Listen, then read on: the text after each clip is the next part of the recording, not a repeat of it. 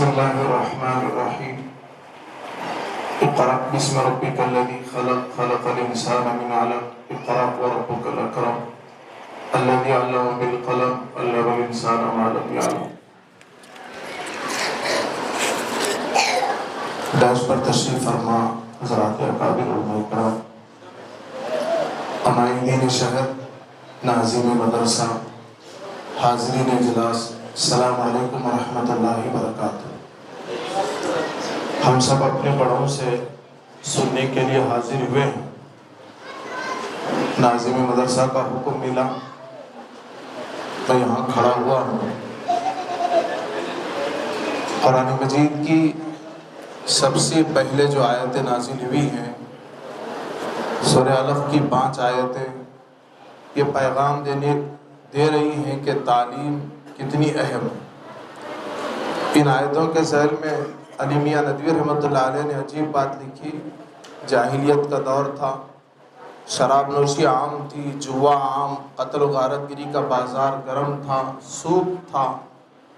ساری برائیوں کو چھوڑ کر سب سے پہلے پڑھ اپنے رب کے نام سے جس نے پیدا کیا ہے۔ یہ ایک اشارہ دینا تھا، یہ بتانا تھا کہ تعلیم اگر آئے گی تو تمام جہالتیں ختم ہو جاتی ہیں۔ مولانا ذاکر صاحب برکاتہم العالیہ جو بتا رہے تھے کہ تعلیم کے ساتھ تربیت کا فقدان ہونے کا نتیجہ ہے کہ آج برائیاں عام ہوتی چلی جا رہی ہیں۔ آج ارتداد سر چڑھ کر بول رہا ہے۔ 5 منٹ مولانا مجھے دیے ہیں۔ بچوں کے ارتداد کی اگر بات کرتے ہیں تو گزشتہ 1.5 سالوں میں 9 اسٹیٹ اللہ تعالیٰ نے گھومنے کا، جانے کا اور اکابر علماء سے، اسکول اور کالجز کے ذمہ داروں سے ملاقات کا موقع ملا۔ اور یہاں کرناٹک میں ہم نے 8 اضلاع کا دورہ کیا ہے: گلبرگہ، بیدر، رائچور، یادگیر، بیجاپور، باگل کوٹ اور پھر بلاری۔ آگے کی طرف ہمارا قافلہ چلا ممبر و محراب کا۔ بات اگر بچوں کی کرتے ہیں تو سوال یہ ہے کہ ہمارے مدارس میں کتنے بچے ہیں؟ 5% ہم مان لیتے ہیں۔ ماں غیاث صاحب ملک بھر 30 سال سے گھوم رہے ہیں، ہندوستان کے طول عرض میں سفر ہوا۔ مولانا کا یہ کہنا ہے کہ 25-30% بچے ایسے ہیں جو اسکول کو بھی نہیں جاتے، مدرسے کو بھی نہیں جاتے۔ 25% مان لیتے ہیں، 5% مدرسے کے اور 25% جو ہے نا جو اسکول چھوڑے ہوئے ہیں، 30%۔ دوسرا سوال یہ ہے کہ 70% بچے مسلمانوں کے کہاں ہیں؟ مسلم مینجمنٹ والے اسکول کتنے ہیں؟ اس میں اسلامیات اور دینیات برائے نام کتنی ہے، عملی طور پر کتنی ہے؟ 20% مان لیں۔ اور اس میں حقیقی کتنی ہے؟ 50% جو اسکول ہیں وہ غیر قوم کے ہیں اور مسلمانوں کا ایک بڑا طبقہ وہاں اپنے بچوں کو ڈالا ہوا ہے۔ تعلیم معیاری ہونے کی وجہ سے متاثر ہو کر ڈالا ہے۔ اس کے نقصانات مولانا نے بتایا۔ میں 1-2 چیزیں بتا کر اپنی بات کو تکمیل کی طرف لاتا ہوں کہ نام لینا نہیں چاہتا کہ ہناباد کے علاقے کے ایک اسکول میں رام مندر کے موقع پر بھجن گائی گئی۔ اس کے کلمات اتنے عجیب و غریب تھے کہ وہ پڑھنے کے بعد ایمان کا جانا یقینی تھا۔ اور میں ثبوت کے ساتھ آپ کے سامنے بات کر رہا ہوں۔ مولانا شعیب اللہ خان صاحب برکاتہم نے عیسائی مشنری اسکولوں پر بہت لکھا۔ حضرت نے ایک واقعہ لکھا کہ شیواجی نگر کے علاقے سے ایک خاتون اپنے بچے کو لے کر گزر رہی تھی۔ اچانک بچہ ہاتھ چھوڑا اور چرچ میں گیا، ہاتھ جوڑ کر بیٹھا۔ ماں بڑی منت سماجت کر لے کر آئی۔ مولانا کہتے ہیں کہ بیدواڑی علاقے میں میرا مدرسہ اور وہیں تھا۔ آ کر زار و قطار رونا شروع کر دیا اور کہہ رہی تھی کہ اس بچے کو کچھ سمجھائیں۔ تو ماں نے کہا کہ بتاؤ کیا بات ہے؟ تو خاتون نے کہا کہ میں شیواجی نگر کے علاقے سے گزر رہی تھی اور بچہ ہاتھ چھوڑا اور فوراً چل پڑا اور بڑی مشکل سے لائی ہوں مولانا۔ مولانا نے پوچھا کہ بچہ پڑھتا کہاں ہے؟ تو خاتون کہنے لگی کہ فلاں عیسائی مشنری اسکول میں تو ماں نے کہا کہ ہاتھ پیر باندھ کر تم کنویں میں ڈالو، پھر یہ کہو کہ بچہ ڈوب رہا ہے، یہ تو بہت مشکل ہے۔ پھر بچے سے بات کیا تو اس بچے نے یہ کہا کہ مولانا روزانہ ہمارے ٹیچرز اس طرح کراتے ہیں اور 3 خداؤں کا جو ہے نا تصور ہمیں دیتے ہیں، اس لیے میں وہ حرکت وہاں جا کے کر دیا۔ ہندوستان بھر میں 8 لاکھ ان کے بچے پڑھتے ہیں، کوئی شور شرابہ نہیں ہوتا۔ ایک ان کے اسکول میں بلایا گیا جہاں 800 بچے پڑھتے ہیں، جس میں کئی ایک مسلم بچے اور بچیاں بھی اس ہاسٹل میں شریک ہیں۔ میں گلبرگہ کی بات کر رہا ہوں۔ عجیب المیہ ہے کہ ارتداد بچوں سے داخل ہو رہا ہے، دوسرا ارتداد خواتین کے ذریعے جو سنگ کے نام پر ہے۔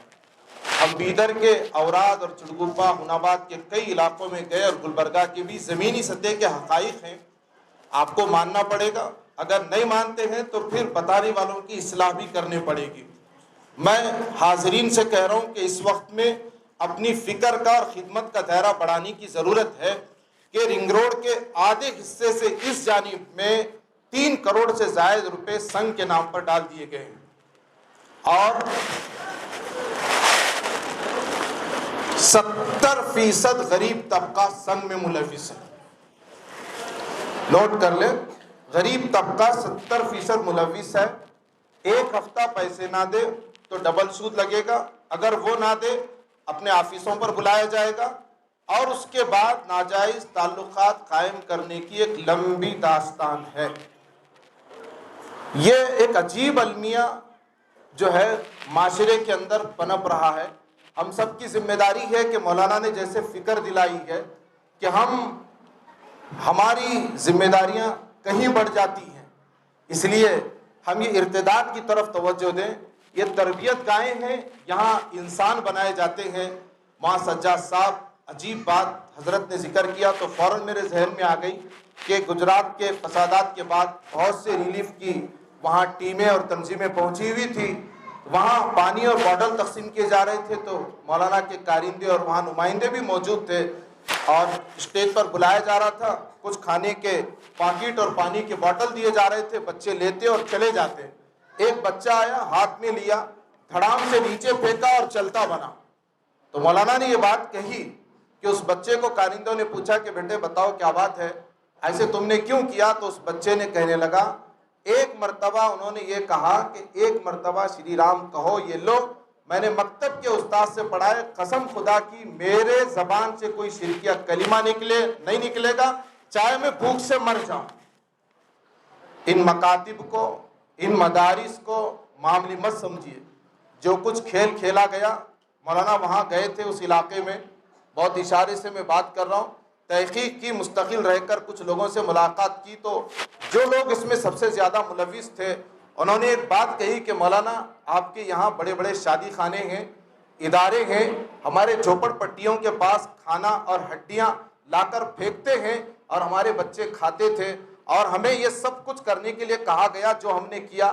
آپ پوچھ رہے ہیں تو میں یہ بتانا چاہتا ہوں، آج ہمارے دائرہ کار کو وسیع کرنا، ہمارے مراکز اور مساجد و مدارس کو خدمت خلق کا سنٹر بتانا، یوں ہی ماحول نہیں بنتا۔